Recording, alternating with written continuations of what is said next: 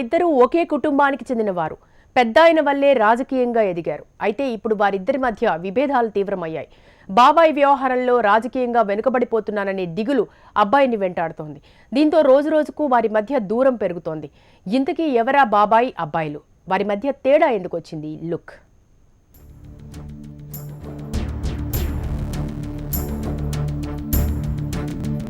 శ్రీకాకుళం జిల్లాలో ఈ పెద్దాయన పేరు తెలియని వారుండరు.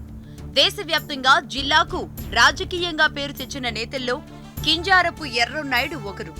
ఆయన అకాల మరణంతో అభిమానులు, టీడీపీ శ్రేణులు ఎంతో బాధపడ్డారు.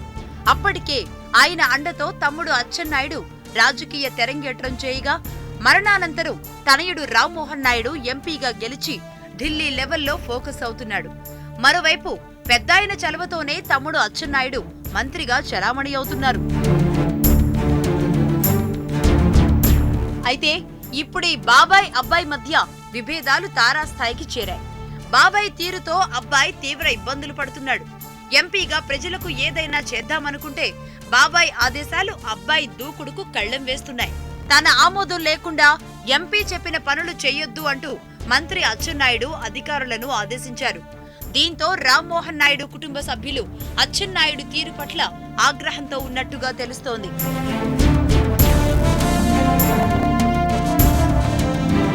బాబాయ్ తీరు వల్ల తన నియోజకవర్గం ప్రజలకు న్యాయం చేయలేకపోతున్నట్టుగా ఎంపీ రామ్మోహన్ నాయుడు సన్నిహితుల ద్వారా పార్టీ అధినేత చంద్రబాబు నాయుడుకి సమాచారం అందించినట్టుగా తెలుస్తోంది.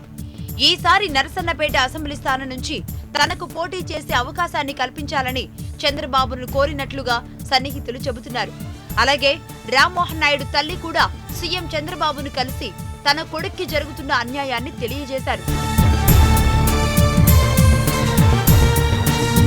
మంత్రి అచ్చెన్నాయుడు మాత్రం తనదైన శైలిలో వ్యవహరిస్తూ అబ్బాయి రాజకీయ భవిష్యత్తుకు అడ్డుకట్ట వేసే పనిలో పడ్డారు. ఎర్రన్నాయుడి మరో సోదరుడైన ప్రసాద్ తనయుడు రాజకీయాల్లోకి వస్తున్నట్లుగా ప్రచారం చేయిస్తున్నారు. దీంతో ఎంపీ రామ్మోహన్ నాయుడు తన భవిష్యత్తుపై దిగులు చెందుతున్నాడు. మరి బాబాయ్ యాక్షన్ కు అబ్బాయి రియాక్షన్ ఎలా ఉంటుంది? అబ్బాయి రాజకీయ భవిష్యత్తు ఏమవుతుందనే దానిపై జిల్లాలో చర్చనీయాంశమైంది.